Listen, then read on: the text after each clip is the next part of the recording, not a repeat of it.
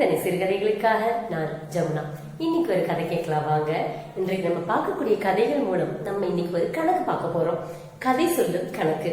வாங்க கதைக்குள்ள போனா அந்த கதையினோட முடிவுல நான் கேட்கக்கூடிய கேள்விக்கு விடை உங்களுக்கு தெரிஞ்சிருந்தா கீழே கமெண்ட் பாக்ஸ்ல கமெண்ட் பண்ணுங்க.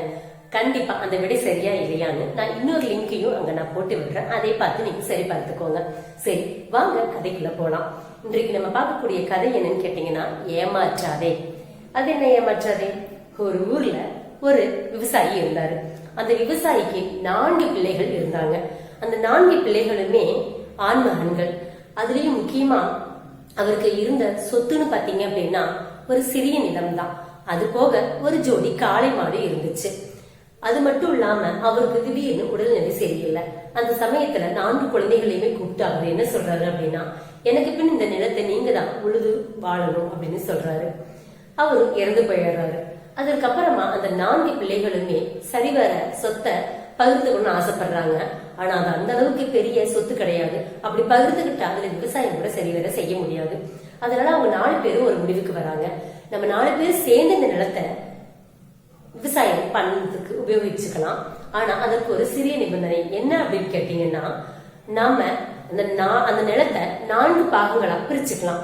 பிரிச்சுட்டு முதல் பாகத்தை மூத்தவன் நான் உழுது விவசாயம் பண்றேன், அதுக்கு அடுத்தது நீங்க இன்னொரு பாகத்தை, அடுத்து இளையவன், அதுக்கடுத்து இளையவன் இன்னொரு பாகம், அதுக்கடுத்து இளையவன் இன்னொரு பாகம் அப்படின்னு 4 பேருமே அந்த நிலத்தை சரிவர பிரிச்சு உழுகிறாங்க. அப்படி உழுது முடிச்சதுக்கு அப்புறமா விதைக்கிறது எல்லாமே அந்தந்த 4 பாகங்கள்ல அவங்களுக்கு உண்டான பகுதிகளைய வேலையை பிரிச்சு செஞ்சுப்பாங்க. ஆனா கிடைக்கக்கூடிய லாபத்திலையும் 4ஆ பிரிச்சுப்பாங்க.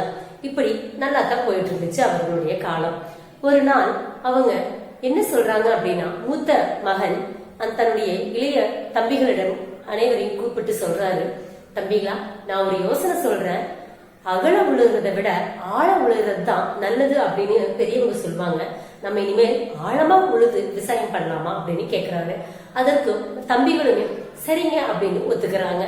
அதற்கு முதல் பாகத்துல ஃபர்ஸ்ட் அந்த மூத்தவர் உழுகிறாரு ஆழமா. அவருக்கு திருப்திப்படல. இன்னும் ஆழமா உழுகலாமா அப்படின்னு சொல்லி கேக்குறாரு. சரிங்க அப்படிங்கிறாங்க.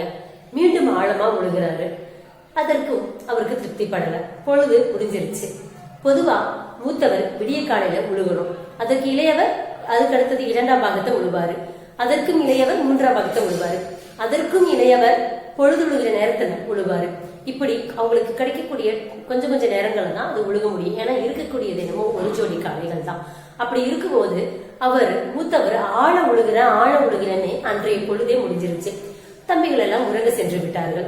அந்த சமயத்துல இவர் 3வது முறையாக ஆழமா உழுகும் போது அங்க அவருக்கு ஒரு பொற்காசுகள் உள்ள ஒரு பானை கிடைக்குது. அப்படி அந்த பானையை பார்த்ததுமே இவருக்கு ஒரு யோசனை, அடடா நம்மளுடைய நிலத்துல இப்படி ஒரு பொற்காசுகள் இருக்கே, சரி இதை நம்ம 4ஆ பகிர்ந்துக்கலாம் அப்படின்னு யோசிக்கிறாரு தன்னுடைய தம்பிகளுக்கும். அப்படி யோசிச்சுட்டே இருக்கும்போது திடீர்னு அவர் மனதிற்குள்ள ஒரு பேராசை, சரி நம்ம 4ஆல பங்கிட வேண்டாம், நம்மளுடைய ஒரு பங்கு எடுத்துட்டு மிச்சிருக்கிற 3 பாகத்தை கொண்டு போய் மறுபடியும் நம்ம அடுத்து 2ஆம் பாகத்துல புதைச்சிடலாம். அப்படி புதைச்சோம்னா நாளைக்கு அவன் ஆழ உழுகும் போது தம்பி எடுப்பான். தம்பி எடுத்துட்டு அந்த பொற்காசுகளை பார்த்துட்டு 4ஆ பங்கிடும் போது நம்மளுக்கு மேலும் ஒரு பங்கு கிடைக்கும் இல்ல அப்படின்னு அவன் யோசிக்கிறான். யோசிச்சுட்டு அவன் ஒரு பாகத்தை எடுத்துட்டு பேலன்ஸ் இருக்கக்கூடிய 3 பாகத்தையும் அந்த மண் சட்டியிலேயே மீண்டும் புதைச்சு அவங்க ஆழமா போய் புதைச்சு வச்சிடறான் 2ஆம் பாகத்துல. 2ஆம் இளையவன் அங்க உழுகுறாங்க. அப்படி உழுகும் போது பாக்குறாங்க அவனுக்கு ஒரு பொற்காசுகள் உள்ள பானை கிடைக்குது. அவனையும் எடுத்து பார்த்துட்டு அவனையும் யோசிக்கிறான், நம்ம இதை 4ஆ பங்கிடணும்னு. மீண்டும் அவனுக்குள்ளே ஒரு சிறிய மனமாற்றம், பேராசைதான், வேற என்ன. அவனும் சரி 4ஆல பங்கிட வேண்டாம், நம்மளுடைய ஒரு பாகத்தை எடுத்து மிச்சம் 3 பாகத்தை போட்டு 3ஆம் பகுதிக்குள்ள புதைச்சு வச்சிடலாம் அப்படின்னு அவனும் அதே யோசனைக்கு முடிவுக்கு வரான். முடிவுக்கு வந்துட்டு ஒரு பாகத்தை எடுத்துடுறான். மேலும் ஒரு பொற்காசை எச்சா எடுத்து தன்னுடைய பாக்கெட்ல வச்சுட்டு அவன் என்ன பண்றான் அப்படின்னா 3ஆம் பாகத்துல போய் புதைச்சு வைக்கிறான். அதுக்கப்புறம் அந்த 3ஆம் பாகத்தை உழுகும் போது அவனுக்கு 3ஆவது பையனுக்கும் அதே மாதிரி அந்த பானை கிடைக்குது.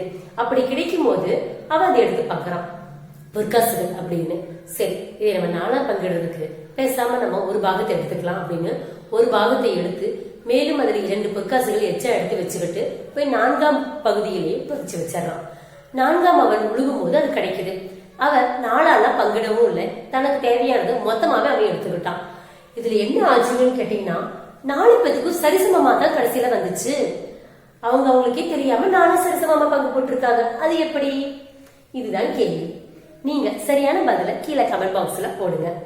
இதுல இருந்து என்ன தெரியுது அப்படின்னா, அவங்க ஒருத்தருக்கு ஒருத்தர் ஏமாத்திக்கணும்னு முயற்சி செஞ்சிருக்காங்க, தனக்குள்ள தூண்டப்பட்ட ஆசைனால, பேராசைனால. ஆனா இப்படி ஏமாத்தவும் செய்யாதீங்க, ஏமாறவும் செய்யாதீங்க. சரி, இந்த கணக்கோட முடிவு பதில் என்ன அப்படின்னு நீங்க கமெண்ட் பாக்ஸ்ல போடுங்க. அதற்குண்டான விடையை நான் டிஸ்கிரிப்ஷன்ல போட்டுறேன், நீங்க பாருங்க. டாடா.